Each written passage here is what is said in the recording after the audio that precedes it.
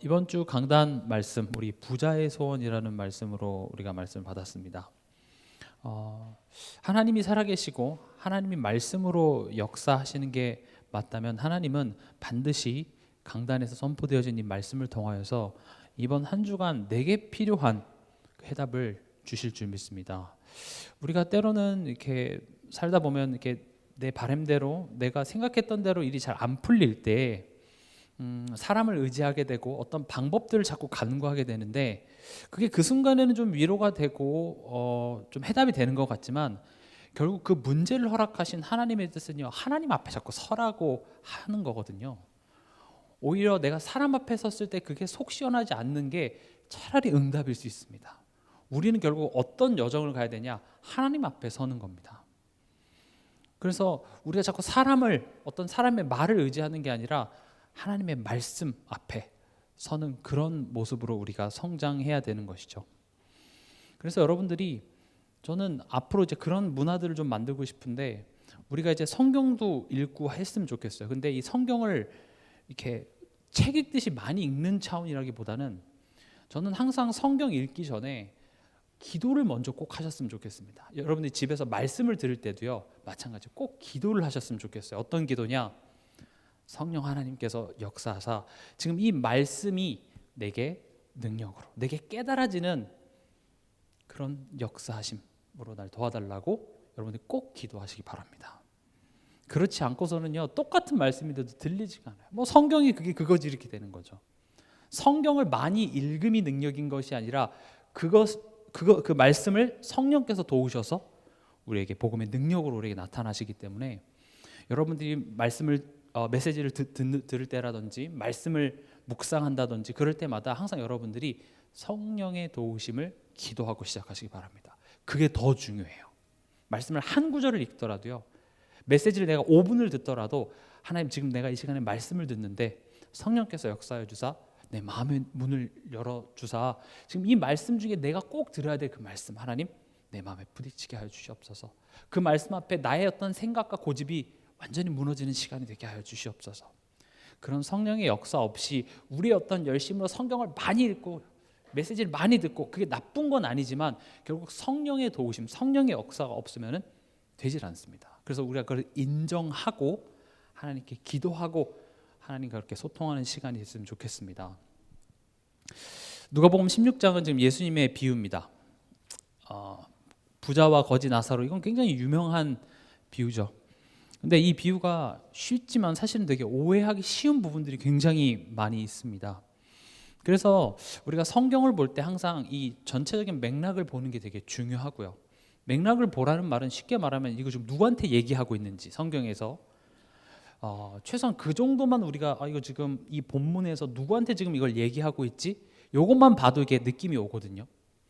예를 들어서 우리가 창세기 같은 경우도, 창세기는 지금 1차적으로 하나님이 누구에게 지금 쓰라고 하셨죠? 모세에게 쓰게 해서 누가 읽도록요? 광야를 가는 이스라엘 백성들과 또 장차 가나안 땅에 들어갈 그 후대들에게 그것을 계속 읽게 만들기 위하여서 1차적으로 쓰라고 했죠. 그럼 그것만 봐도 참 많은 어떤 성경 자체가 우리에게 얘기하고자 하는 것들이 이제 들리죠. 우리가 또 에베소서도 보고 있는데 에베소서 같은 경우는 누구에게 썼습니까? 에베소 교인들에게 이제 썼죠. 그러니까 이걸 1차적으로 누가 읽게 되느냐가 우리가 염두에 두면 이 성경 자체가 지금 우리에게 말하고자 하는 그 본래 의미를 알 수 있습니다. 오늘 이 부자와 거지 나사로 비유는요, 지금 누구에게 말씀하고자 하냐면 14절, 15절을 우리 한번 같이 읽어볼까요? 같이 읽겠습니다. 바리새인들은 돈을 좋아하는 자들이라 이 모든 것을 듣고 비유권을 예수께서 이르시되 너희는 사람 앞에서 스스로 옳다 하는 자들이나 너희 마음을 하나님께서 아시나니 사람 중에 높임을 받는 그것은 하나님 앞에 미움을 받는 것이니라. 지금 예수님이 누구한테 얘기를 하냐면요, 돈을 좋아하고 스스로 옳다 하고 사람 중에 높임 받는 것을 좋아하는 바리새인들에게 지금 이 비유를 통해서 뭔가 전달하고자 하는 거죠. 그럼 돈을 좋아하고 스스로 옳다 하고 사람 중에 높임 받는 걸 좋아하는 바리새인이니까 나랑 상관없다고 생각하지만 이 중에서 돈을 싫어하시는 분 계신가요? 돈 있네 하면서 막 5만 원짜리를 이렇게 변기통에 버리시는 분 계시나요? 돈 싫어할 이유는 없죠, 사실. 돈 좋죠. 그리고 또 스스로 옳다 하여 돼 있잖아요. 쉽게 말하면 이게 자존심이거든요. 우리 뭐 하나님이 옳습니다, 하나님 말씀이 항상 맞습니다라고 하지만 이 말씀과 내 주장이 이렇게 딱 부딪힐 때에 내가 말씀 앞에 굴복이 되던가요? 아니면 서로 싸우던가요? 아니면 내가 말씀을 이기던가요? 사실 우리 삶 속에 내가 말씀을 이길 때가 더 많아요. 그냥 내가 양보할 만한 그런 상황 앞에서는 양보하지만 이게 내 자존심을 툭 건드리잖아요, 말씀이. 그럼 하나님이고 뭐가 없어요. 하나님, 이거는 안 돼요. 이건 좀 하나님이라도 용서할 수 없네요. 사실 스스로 옳다 하는 그 모습이 우리에게도 있고요. 또 사람 중에 높임을 받는다. 이게 사람한테 인정받는 것으로 만족하는 것이거든요. 그럼 난 뭐 사람 앞에 하지 않아요, 뭐 이렇게 얘기하지만 막상 우리가 사람한테 인정받지 못하면 어떤가요? 나의 수고와 나의 열심을 알아주지 않으면 굉장히 서운합니다. 하나님만으로 만족합니다. 이게 잘 안 되죠. 그리고 그 다른 사람이 날 인정하지 못하는 그 상황에 내가 화가 나고 서운하고 그 불똥이 누구한테 튀냐면 가만히 계시진 않죠. 하나님에게 꼭 튀어요. 하나님 못 믿겠다 이렇게 나오죠. 사실 이 내용이 우리가 신앙생활하면서 맨날 시험에 드는 내용들이에요. 우리가 시험에 들었다면 다 여기에 속해 있어요. 그러니까 다시 말하면 이거 1차로 바리새인 들으라고 한 소리고요, 2차로 나 들으라고 하는 소리입니다. 그래서 나랑 상관없다 생각하지 말고 지금 예수님이 나한테 하시는 소리구나 이렇게 이해하시면 되겠습니다.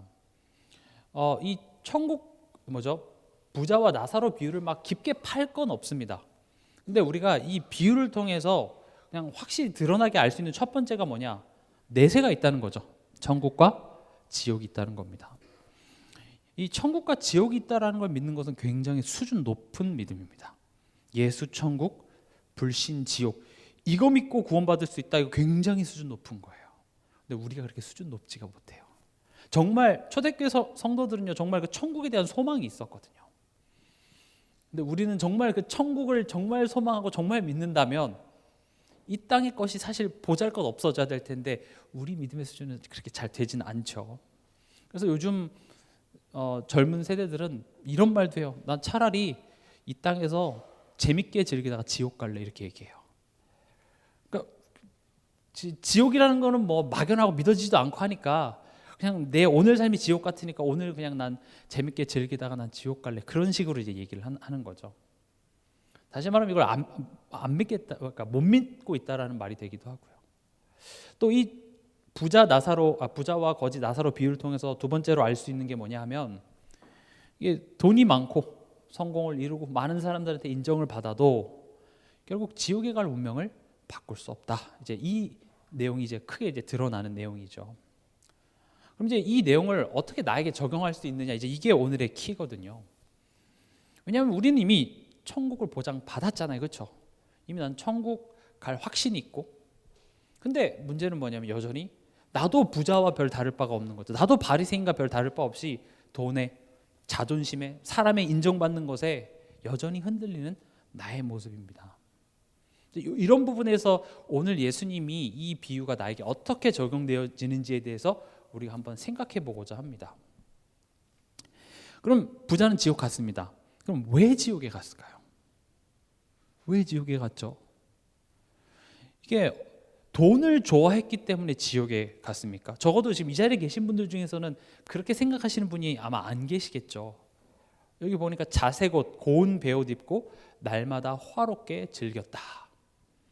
그렇게 흥청망청 하나님이 주신 그 재물을 함부로 썼기 때문에 지옥에 갔습니까? 그럼 어떻게 살아야 돼요? 거지같이 살아야 되나요?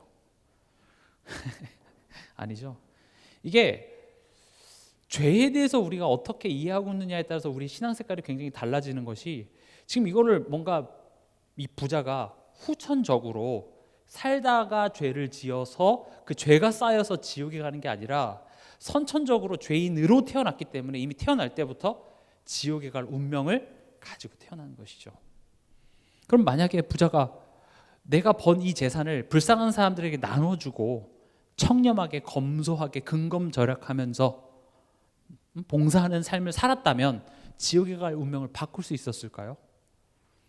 대답 잘하셔야 됩니다. 당연히 바꿀 수 없어요.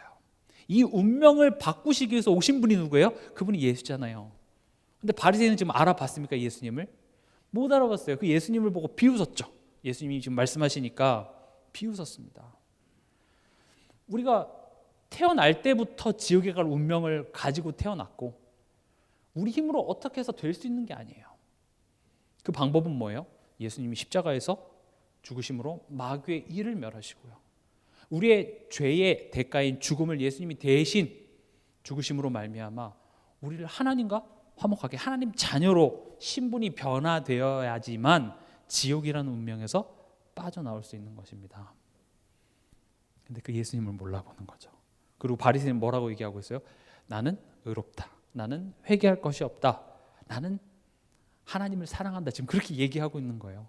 바리새인이 처음부터 그렇게 이상하게 되지 않았어요. 처음에는 나름 내가 하나님을 사랑하고 어떻게 하면 내가 하나님 앞에 바르게 해볼까 그렇게 시작했는데 거기에 그리스도는 빠지고 뭐만 남았어요? 행위만 남았죠. 뭘 잘 지키고 나의 열심과 그리스도 안에서의 열심은 너무 좋은데 그리스도 없이 이게 열심히 해버리니 이게 이제 괴물이 되어버린 거죠. 심지어 예수님도 못 알아보는 상태가 되는 것이죠.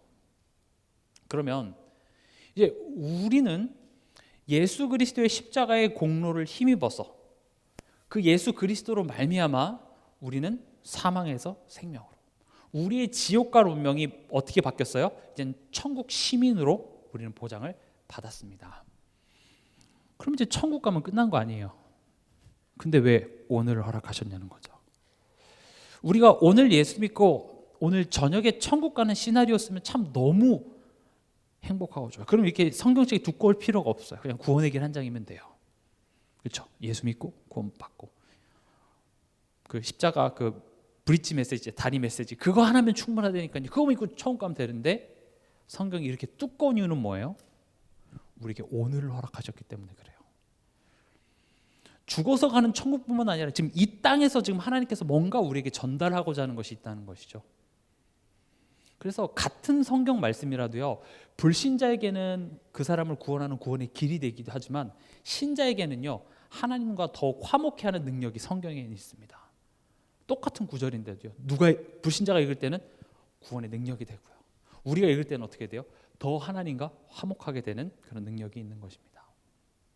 그러면 다시 이제 처음으로 돌아와서 우리가 이제 천국을 보장받고 사망에서 생명으로 옮겨서 하나님 자녀가 됐는데 우리의 모습이 여전히 돈에, 나의 자존심에, 그리고 사람으로부터 어떤 인정을 받고자 하는 그런 자존감, 이런 모습에 우리가 걸려 있다는 거죠. 근데 그거는요, 뭐 돈을 좋아하는 게 문제가 아니라 이 모습이 결국 하나님으로부터 우리가 독립하려고 하는 우리의 본성, 그걸 보고 죄성이라고 하거든요. 성경은 죄를 다양하게 설명하고 있어요. 죄는 뭐다 이렇게 설명하기보다는 죄를 다양하게 설명하고 있는데 공통점은 뭐냐면 그 죄는 어떤 규칙을 어기는 차원이 아니라 하나님께 대하여 우리가 범죄하는 거죠. 하나님의 관계적인 차원에서 이 죄를 다루고 있습니다. 하나님을 믿지 못하는 것이며 하나님을 불신하는 것이며, 그렇죠? 그럼 결국 또 죄를 어떤 식으로 표현할 수 있냐면 우리가 하나님으로부터 이제 독립하려고 하는 거예요. 자꾸 하나님과 우리 삶을 분리시키려고 하는 거죠. 이제 하나님 구원해 주셨으니까 이제 하나님의 은혜가 천국 가게 된 것으로 이제 족하니까 그 은혜는 제가 천국 가서 확인하겠습니다. 그럼 이제 이 땅에선 하나님의 능력이 아니라 뭐가 필요하게 되죠? 돈이 필요하죠. 천국 간 티켓은 얻었으니까 이제 하나님 할 일 다 하신 거잖아요. 그렇죠? 하나님 다 하셨잖아요. 다 끝내셨잖아요. 그럼 오늘 난 뭐 해야 돼요? 돈 벌어야죠. 돈 버는 게 나쁘다는 게 아니라 지금 오늘 제가 결론적으로 얘기할 것은 우리 삶 속에 하나님의 은혜가 계속 필요하다는 걸 지금 제가 말씀드리고자 하는 것이고, 그 하나님의 은혜를 자꾸 사모하고 그 은혜에 의존적인 그 거지 같은 말이 좀 그런데 영적으로 우리가 가난한 자, 영적 거지라고 표현하면 좀 그런데 그 은혜가 항상 배고프고 은혜를 사모하는 자가 돼야 된다는 걸 제가 말씀드리고자 하는 거예요. 근데 우리의 죄성이 뭔가 도둑질하고 거짓말하는 그런 죄성보다 사실 더 악한 것이 뭐냐? 하나님의 은혜를 필요로 하지 않아요. 어떤 하나님의 인도하심을 구하기보다 뭘 필요해요? 내 생각과 내 경험과 내 자존심을 나는 더 의지하는 모습이라는 거죠. 또 하나님과의 어떤 그런 관계 속에서 그 하나님의 사랑보다는 사람으로부터 받는 그런 인정들이, 그것으로 우리를 하나님을 대신하려고 하는 그런 죄성을 하나님께서는 치유하시길 원한다는 것입니다. 예수님께서는 지금 이 비유를 통해서 은혜 안에 있는 자와 은혜 밖에 있는 자가 어떻게 다른지를 지금 설명하시는데, 지금 부자를 통해서 죄인을 설명하는 거예요. 왜 굳이 부자를 사용했냐면, 만약에 바리새인들한테 야 거짓말하는 게 죄인이야, 도둑질하는 게 죄인이야, 이렇게 얘기하면 바리새인은 뭐라 그래요? 전 거짓말 안 해요, 전 도둑질 안 해요, 이렇게 나오잖아요. 근데 바리새인은 다 갖췄지만 뭐예요? 하나님의 은혜를 필요로 하잖아요. 여기서 말하는 하나님의 은혜는 뭐예요? 그리스도예요.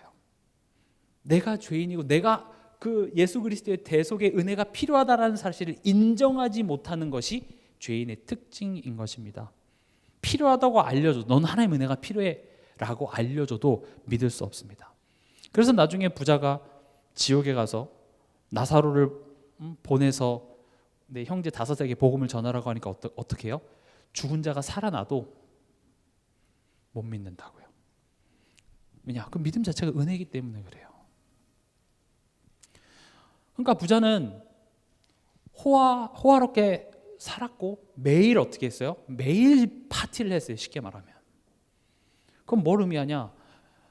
내가 하나님의 은혜가 필요하다는 걸 인정도 되지도 않고 믿어지지는 않지만 실제로 내 삶은 뭐예요? 허한 거예요. 그러니까 뭐 한 달에 한 번씩 파티하거나 뭐 주말에 파티하는 그런 건 좀 이해가 될 수 있죠. 돈이 많으면. 근데 이게 매일 파티했다는 거죠. 이건 좀 이상한 거거든요. 파티도 힘들어요. 파티가 삶이 되면 차라리 일하는 게 더 재밌을 수 있어요. 요즘에 그 유튜브에 이렇게 여행 다니는 그런 유튜버들 많이 있거든요. 그런 유튜브들이 공통적으로 얘기하는 게, 여행 가는 거 매일 좋아하는 여행을 하면서 돈을 버니까 좋지 않으세요 하니까 아니래요. 이제 여행이 일상이 되니까 이제 이렇게 가만히 있고 싶다는 거죠. 마찬가지입니다. 지금 부자는 실제적으로 허한 거예요. 공허한 거죠.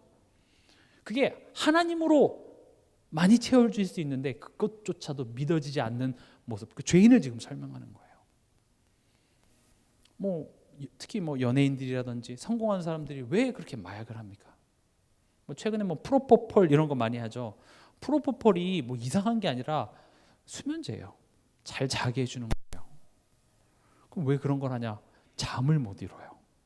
최근에 어떤 한 연예인이 나와서 자기는 항상 이렇게 내일 촬영을 위해서 일찍 잔다고 하니까 거기는 모든 연예인들이 잠이 스스로 컨트롤이 돼요 하면서 다 깜짝 놀래요. 왜냐하면 잠을 못 자요. 그렇게 부와 명예를 다 가지고 있으면 되게 잘 잘 것 같지 않습니까? 내 통장 잔고를 보면서 막 기쁜 마음으로 잠들 것 같지 않습니까? 그 한강의 멋진 뷰를 바라보면서 그 펜트하우스에 막 살면서 와인 마시면서 되게 잘 잘 것 같죠? 잠 못 자요. 그 시몬스 막 좋은 침대, 이렇게 이탈리아에서 공수해온 막 몇 천만 원짜리 그 침대에서 자면 되게 꿀잠 잘 것 같잖아요. 잠 못 자요. 이상하죠. 우리 인간은요, 하나님 아니면은 우린 영적인 존재고 하나님과 함께 살도록 지어졌기 때문에 그 하나님을 만나지 않고는 그 어떤 것으로 채워지지가 않아요. 그리고 하나님 만났어도 그 하나님과의 지속적인 관계 속에서 마치 물고기 그 나무가 땅에 심겨졌다고 해서 끝나는 게 아니라 지속적으로 그 땅으로부터 영양분을 공급받아야 살 수 있듯이, 우리도 그 하나님을 만났고 그 하나님과의 지속적인 교제와 하나님의 은혜와 하나님의 그 사랑을 내가 계속 알아감 속에서 내가 열매가 맺힌다는 거죠. 근데 부자는 전형적인 죄인의 모습이 뭐예요? 나는 은혜가 필요 없어요. 난 하나님의 은혜 없이 살 수 있어요. 그래서 간 곳이 지옥입니다. 지옥은요, 불이 뜨거워서 괴로운 게 아니라 하나님의 은혜가 없는 곳이 지옥이에요. 사실 이 지구상에 살아가는 모든 사람, 신자 불신자 할 거 없이 모두가 다 하나님의 일반적인 은총 속에 살아가고 있습니다. 해와 이런 날씨와 공기와 심지어 불신자가 돈을 버는 것도 하나님의 은혜 속에, 일반적인 은혜 가운데 있기 때문에 신자는 우리는 그 은혜와 더불어 특별 은혜가 있죠. 어떤 은혜요? 예수 그리스도가 믿어지는 은혜. 그 예수 그리스도께서 나를 기억하시고 나를 위하여서 십자가에서 죽으시고 부활하셔서 나를 구원해 주시고 자녀 삼아 주신 그 특별 은혜 속에 우리가 있고요. 그렇지 않더라도 모든 사람은 하나님의 일반적인 은혜 속에 살아갑니다. 지옥은요, 하나님의 은혜가 없는 곳이에요. 불이 뜨거워서 괴로운 게 아니라 하나님의 은혜가 이 나사로의 손에 있는 그 한 방울의 물조차도 허락되지 않은 곳이 지옥인 것입니다. 이 부자가 제가 읽어보니까 갑질을 좀 많이 하더라고요. 물을 지가 떠오면 되지 그걸 또 나사로를 시키고요. 또 자기 다섯 형제한테 나사로를 보내라고 자꾸. 죽어서도 갑질을 하네. 제가 읽으면서 갑질해서 지옥 간 건 아닙니다. 죄인의 특징, 하나님의 은혜를 필요로 하잖아요. 사실은 하나님의 은혜로 살아가고 있으면서도 그 하나님의 은혜가 필요하다고 인정하지 않는다니까요. 나는 복음을 알잖아요. 난 복음의 결론 내렸잖아요. 그렇지 않나요? 나는 훈련도 받았고 내가 직분이 장로고 권사고 내가 교회 몇십 년 됐기 때문에 막 그런 거는 괜찮습니다. 우리 그러고 있지 않나요? 사실 우리는 오늘도요, 내가 구하지 않은 그 하나님의 엄청난 은혜가 지금 나를 이끌어가고 있어요. 그걸 바꾸는 거예요. 넌 지금 하나님의 은혜 속에 살아가고 있어. 지금 부자를 통하여서 지금 은혜 바깥에 있는 것이 어떤 것인지를, 지옥은 불이 막 살이 막 뜨거워서 괴로운 게 아니라, 물론 그것도 괴롭겠죠. 그러나 하나님의 은혜가 물방울 한 방울만큼도 허락되지 않은 곳이 지옥이에요. 그럼 거지를 통해서 예수님은 또 반대로 뭘 설명하고 있죠? 은혜 입은 자의 모습을 설명합니다. 왜 굳이 거지였을까요? 바리새인들한테 은혜 입은 자는 기도 잘하고 예배도 한 번도 안 빠지고 안식일도 한 번도 안 어긴 사람이 은혜 입은 자라고 얘기하면 바리새인이 뭐라 그래요? 나 그거 다 잘 지켜, 이렇게 얘기하잖아요. 그래서 은혜 입은 자의 모습은요, 은혜를 사모해요. 비록 거지는요, 내가 돈이 없고 형편이 너무 안 좋아서 그랬겠지만 어쨌든 하나님의 은혜 자꾸 의존적이고 그것을 구할 수밖에 없는 상황이었어요. 저는 이번 한 주간도 제가 이거 몇 말씀 현장에서 제가 이렇게 이 거지와 같은, 우리가 영적으로 심령이 가난한 자가 돼야 된다는 걸 잘못 표현해가지고 제가 거지 같은 삶을 사셔야 됩니다 이런 얘기를 해서 어감이 좀 이상하게 됐는데, 우리 마태복음 5장 한번 읽어볼까요? 마태복음 5장 3절에서 4절입니다.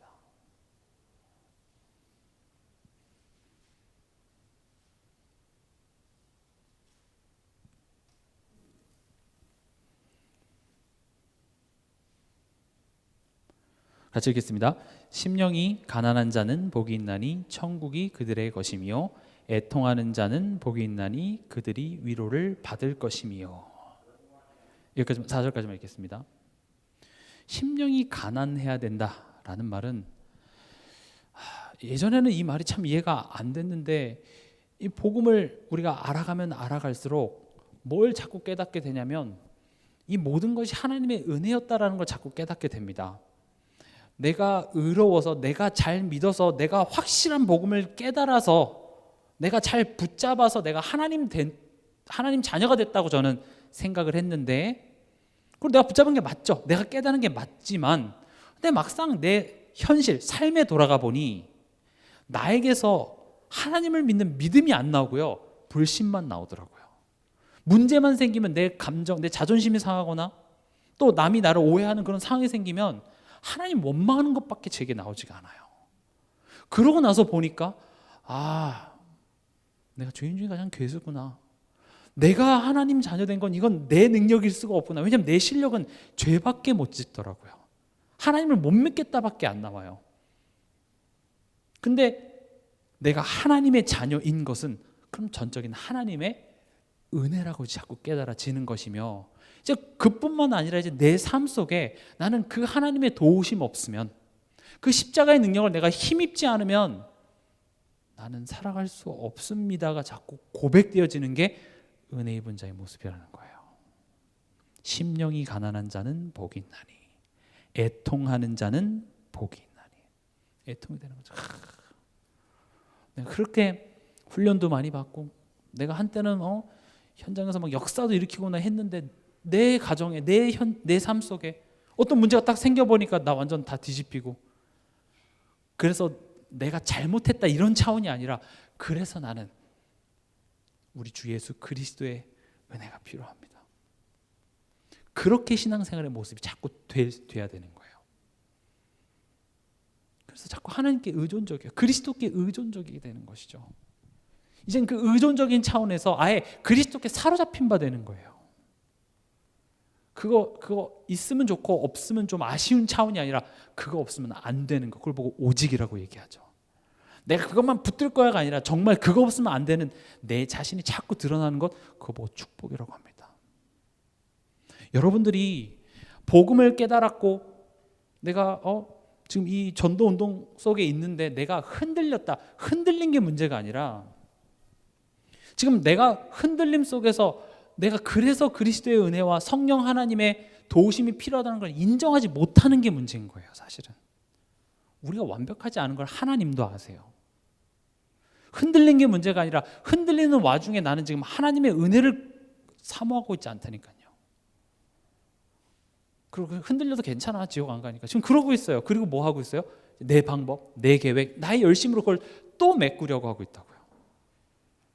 근데 우리가 그렇게 흔들리는, 그리고 설사 우리가 하나님한테 지은 죄는 이젠 예수님께서 십자가에서 그 죄값을 다 치렀기 때문에, 사실 우리가 하나님께 대하여 믿지 못하고 하나님의 은혜를 사모하지 않고 하나님으로부터 자꾸 독립하려는 그 모든 것들이 사실은 오늘 당장 우리가 지옥 가도 전혀 이상하지 않아요. 근데 왜 우리가 그런 죄를 하루에도 수십 번이 뭡니까? 수백 번 지어도 또 우리가 염치 없이 뻔뻔하게 하나님 아버지라고 부를 수 있는 이유가 뭐죠? 예수 그리스도의 그 피가 유효하기 때문에 그래요. 예수님이 십자가에서 단번에 영원히 우리의 죄에 대한 그게 뭐예요? 죽음입니다. 그 죽음의 문제를 완전히 다 해결하셨기 때문에 이제는 우리가 하나님 앞에서 우리의 죄가 우리를 끌어놓을 수 없는 자리에 있게 된 것이죠. 그럼 이제 내가 무슨 짓을 해도 나는 하나님 앞에 자녀다, 하나님 날 사랑하신다, 맞습니다. 근데 성경 거기서 끝나는 게 아니라, 이제는 너가 그리스도와 한 몸이 됐잖아. 다시 말하면 신랑 되신 예수님과 신부인 우리가 연합을 한 거죠. 전에는 우리가 마시에 속해 있었죠. 근데 이제 우린 누가 된 거예요? 우리 예시 글씨일 수도 있고 예시일 수도 있고 뭐 모르겠습니다만, 그 우리나라는 결혼하면 성을 안 바꾸지만 이게 영미권에서는 이렇게 남편 성을 따라가죠. 예수님과 연합했다라는 것은 쉽게 말하면 이제 새로운 삶이 시작됐다는 거예요. 너 이제 싱글 아니야. 이제 너는 예수님과 한 몸이 된 사람이야. 근데 자꾸 길거리에 가서 자꾸 다른 여자한테 휘파람 불고 그러면 되겠습니까? 그래서 성경 여기도 보면 간음한 그게 나오는 거거든요. 그러지 말라는 거예요. 너 이제 새로운 삶이 됐어. 그러니까 우리가 복음 받았으니까 그런 거가 중요한 게 아니야라고 말하는 게 마치 뭐와 같냐면, 야 지금 바닥에 떨어진 거 먹어도 안 죽어, 그런 거랑 똑같아요. 안 죽죠.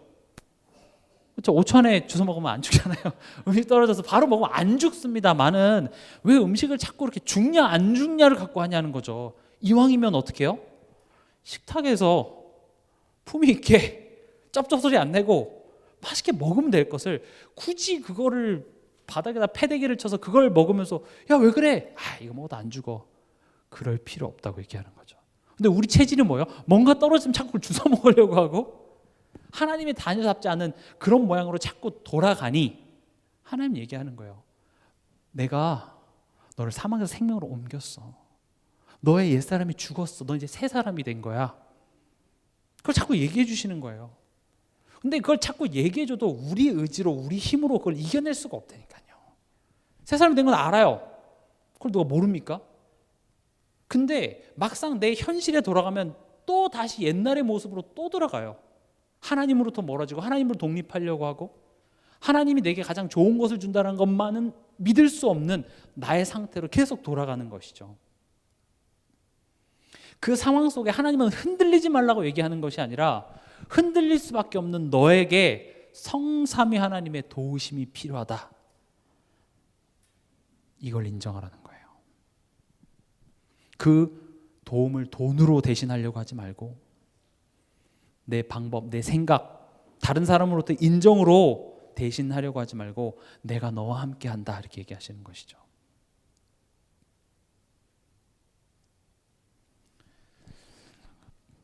근데 하나님과 예수님과 하나님과 이렇게 함께 살아가는 것을 배운다는 거 절대 쉬운 과정이 아닙니다. 어렵습니다. 시간이 걸립니다. 이건 불가능하다는 내용이 아니라요. 하나님이 천지를 창조하시는데 6일 걸렸습니다. 다 지우고 새로 만드는데 6일 걸렸어요. 근데 아브라함은 한 100년을 기다리시죠. 모세 80년을 기다리십니다. 이스라엘 백성들 광야에서 40년을 기다려요. 하나님이 맘만 먹으면 다시 그냥 만들어 버릴 수도 있죠. 하나님 능력이 안 돼서가 아니라 하나님 지금 일하시는 방법을 보세요. 구원하는 것은 단번에 영원히 구원해 놓고, 그리고 우리 삶 속에 우리의 삶 속에 찾아오셔서 우리의 인격적으로 좀 얘기하시는 거예요. 그래서 뒤에도 말씀드리겠지만 믿음이라는 건요, 이게 지식적으로 아는 것에서 시작해서 결국은 내 감정과 그리고 내 의지적으로 내가 그걸 믿습니다라고 고백하는 것까지 가는 게 믿음이에요. 내가 정보는 내가 잘 붙잡고 있죠. 공식은 알고 있지만 막상 내 가정에 들어가서 어떤 문제가 탁 일어났을 때 그때 믿지 못하는 게 나오죠. 근데 그것 자체가 내가 그리스도 안에 있으면 빛이 비쳤을 때 나의 썩은 것들이 드러나는 것은 치유하시기 위한 방법이라는 거예요. 그 가운데서 내가 주문을 외우면 마법같이 그게 와서 이렇게 그런 개념이 아니라 그 앞에서 하나님께서는 갈등하게 하세요. 생각하게 하신다고요. 그래서 우리로 하여금 깨닫게 하시고 우리로 하여금 하나님께 방향을 돌리게 하는 그 모양으로 하나님은 우리 인생을 인도해 가신다는 겁니다. 그래서 예수 그리스도가 주문이 돼서는 안 된다고 제가 말씀드렸죠.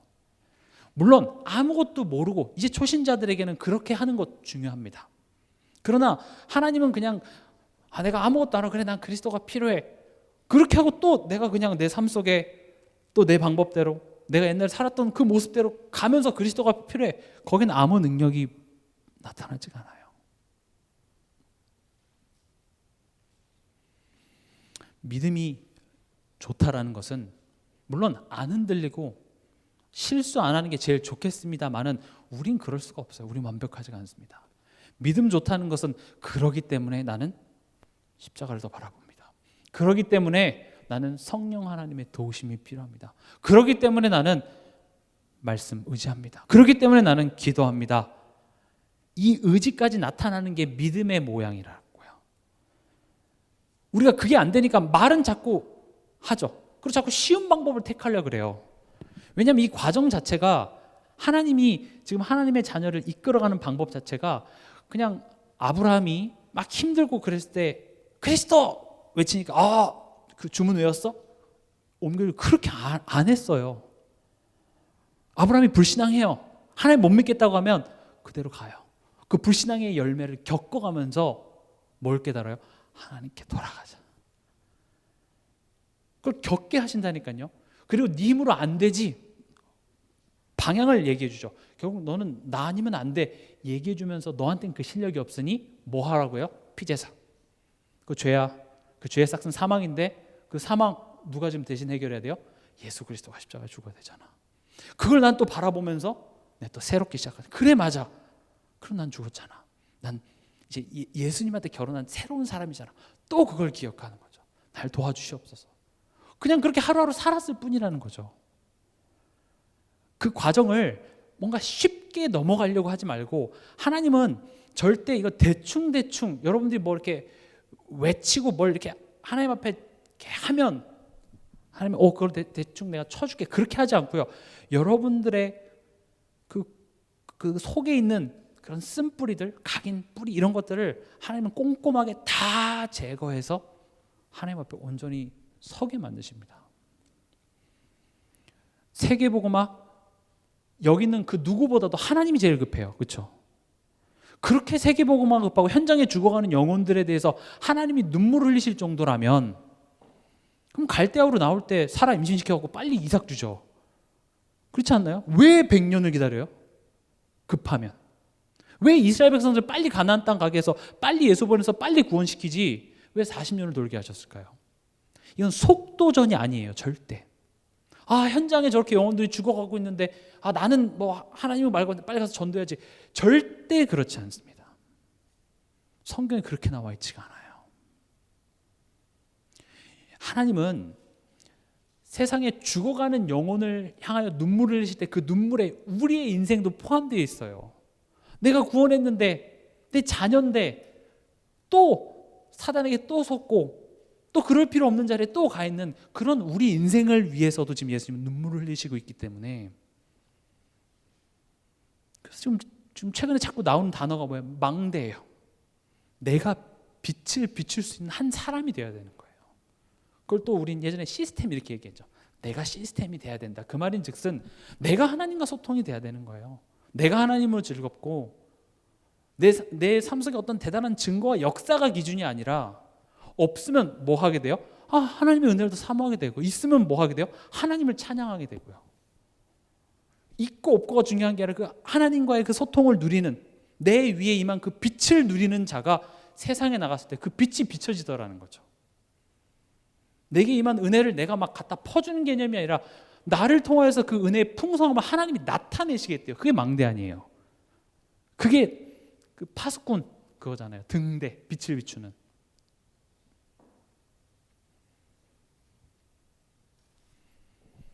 그래서 우리의 믿음의 실전은 우리의 삶입니다. 가정입니다.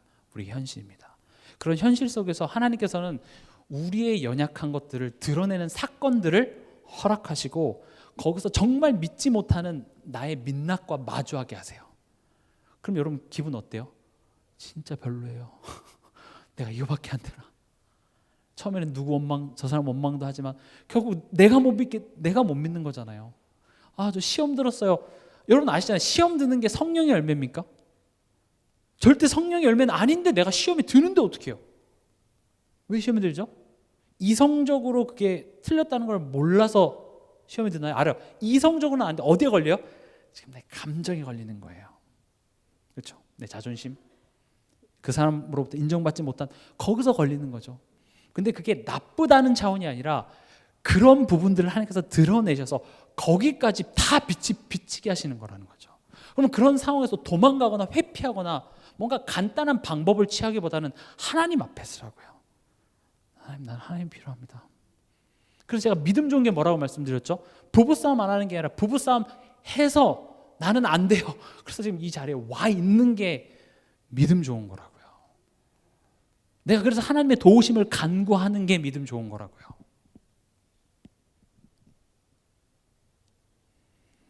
하나님은 그렇게 유도리가 없지 않아요. 마치 이런 거랑 똑같아요. 엄마가 자녀를 조금 고급 영어 학원에 보낸 거죠.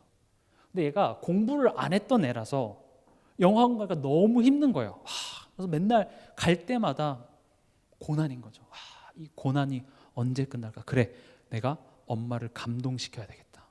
엄마를 기쁘게 해드려야 되겠다. 그래서 이 고난을 피해야지. 그래서 아침마다 일어나서 설거지하고 빨래하고, 얘가 왜 갑자기 해가 서쪽에서 뜨려나? 왜 갑자기 얘가 이러지? 왜 그래? 그러니까 이 영어 학원이라는 고난을 제발 좀 끝내게 하여 주시옵소서. 내가 엄마를 감동시켜 드리겠습니다. 엄마를 기쁘게 해드리겠습니다. 애초에 시작부터가 잘못됐죠. 제가 거듭 말씀드리지만 종교와 이 복음의 차이는 뭐냐? 모든 종교는요, 그 신을 우리 인간이 감동시켜서 내가 원하는 걸 얻어내는 게 종교입니다. 그리고 그 신의 어떤 만족감을 못 주면 우리는 뭘 받아요? 벌을 받는 개념이죠. 근데 복음은요, 하나님은요, 하나님이 우리를 감동시키려고 해요. 우리가 아직 재현되었을 때에 하나님께서 예수님께서 십자가에 죽으심으로 말미암아 우리에 대한 하나님의 사랑을 확증하세요. 하나님이 여러분들의 비유를 맞추려고 한다고요. 내 마음을 우리한테 보여주려고 하나님이 더 열심이고 하나님이 더 의지를 갖고 노력하시는 게 복음이에요. 이게 엄청난 차이인 거죠. 그럼 그 아이가 엄마를 기쁘게 해서 학원을 면해 보려고 하니 말이 안 되는 거죠. 근데 그 아이가 엄마한테 가서 엄마, 나 이거 좀 너무 힘든 것 같아. 이거 나 수준은 좀 안 맞으니까 엄마 좀 다른 거 해주면 안 돼? 그럼 엄마가 그 애를 매질할 부모가 있습니까? 없어요. 아 그래? 좀 힘들어? 그러면은 이번 주까지만 다니고 다음부터 바꿀까? 그런 모습들이 성경에 많이 나옵니다. 뭐 창세기에도 우리가 곧 보겠지만 그 소돔과 고모라의 의인, 그리고 하나님의 딜을 해요. 또 야곱이랑 씨름하는데 하나님 집니다. 하나님 진짜 진 걸까요? 야, 내 씨름은 내가 니한테 못 이기겠다 그렇게 되나요? 아니에요. 하나님은 얼마든지, 하나님이 원하는 것은 영어 학원을 가라는 게 아니라 그 소통인 거예요. 너가 나를 아버지로 알고 지금 이 문제와 상황의 주권이 나에게 있음을 알며 내가 이것을 더하게 할 수도 있고 피하게 할 수도 있는 나인 걸 알고 나에게 지금 대화하는 그 자체를 하나님 원하신다고요. 근데요, 엄마는 결국 난 근데 너 영어 무조건 잘하게 만들 거야 라는 의지는 변하지 않습니다. 시간이 걸리더라도 어떻게 해요? 좀 힘들어? 그럼 좀 쉬운 학원 가자. 그러나 난 결국 너 영어 잘하게 만들 거야. 거기서는 타협하지 않으세요. 결국 우리 모두를 하나님께서는 믿음의 온전한 분량에 이르게 하실 것입니다. 그러나 때로는 하나님이 허락하신 이 상황이 내게 쉽지가 않은 거죠. 어려운 거죠. 그럼 기도하시라고요. 하나님과 소통하시라고요. 피할 길을 주시겠대요. 그러나 이 문제 자체가 내게 유익이 된다고 하니, 그럼 내게 좀 힘들면 하나님께 기도하세요. 마치 자녀가 부모한테 가서 엄마 나 이거 좀 힘들어요. 그럼 부모는 뭐라 그래요? 피할 길을 주거나 쉽게 가보자 이렇게 얘기하죠. 하나님은 그 소통을 원하는 거예요. 그걸 어떻게 성경은 표현하고 있죠? 야고보서 5장 13절 우리 한번 같이 읽겠습니다.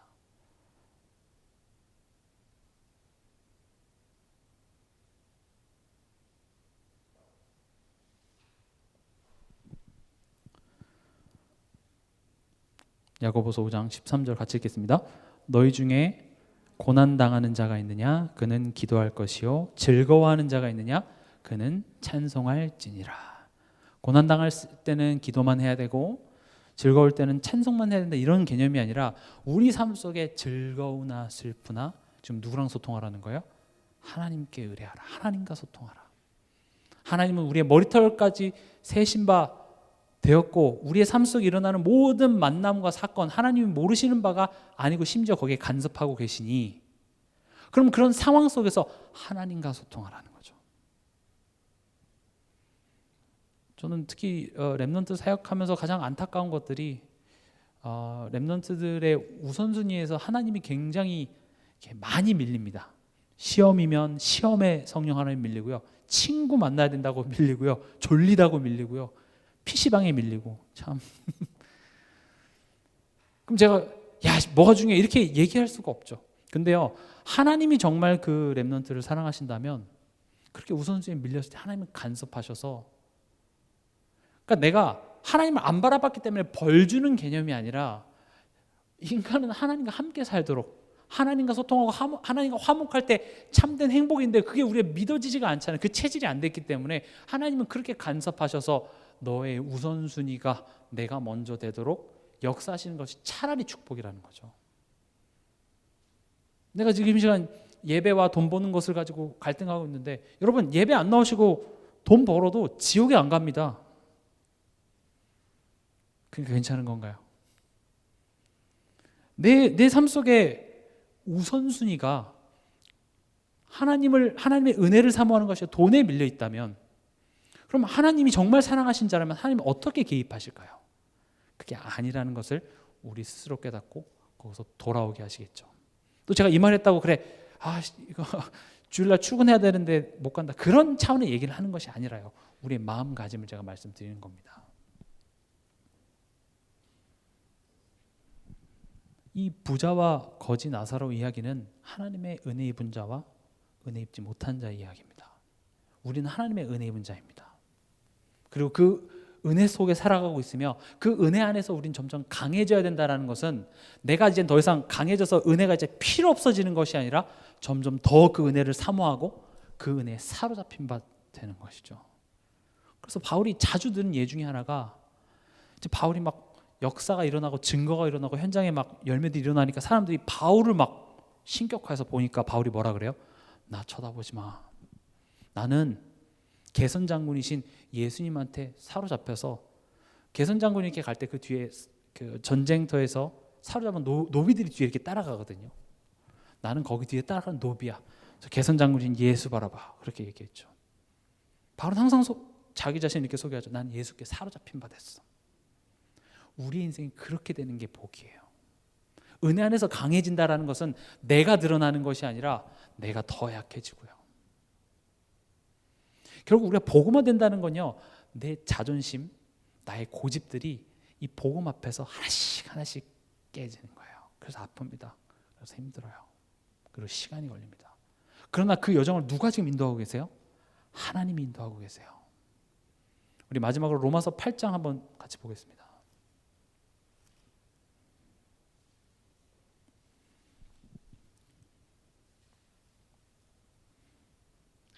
로마서 8장 26절 읽겠습니다. 26절 27절 이와 같이 성령도 우리의 연약함을 도우시나니 우리는 마땅히 기도할 바를 알지 못하나 오직 성령이 말할 수 없는 탄식으로 우리를 위하여 친히 간구하시느니라.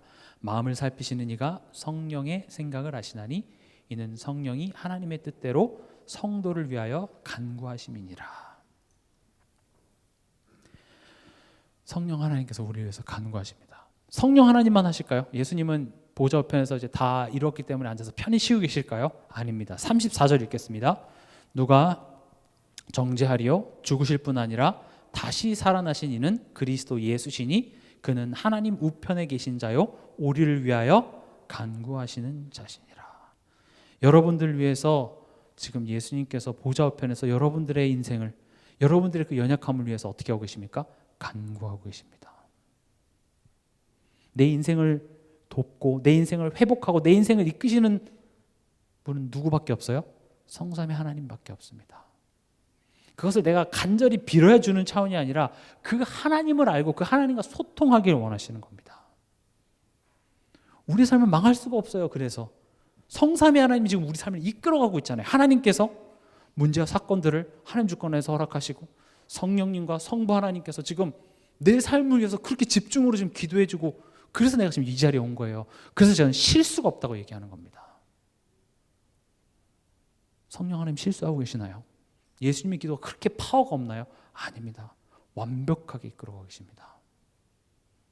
그래서 결국 우린 뭘 확인하게 되냐면요, 28절에 우리가 알거니와 하나님을 사랑하는 자 곧 그의 뜻대로 부르심을 입은 자들에게는 모든 것이 합력하여 선을 이루느니라. 결국 모든 것을 합하여 하나님이 선을 이루시는 것을 우리는 확인하게 됩니다.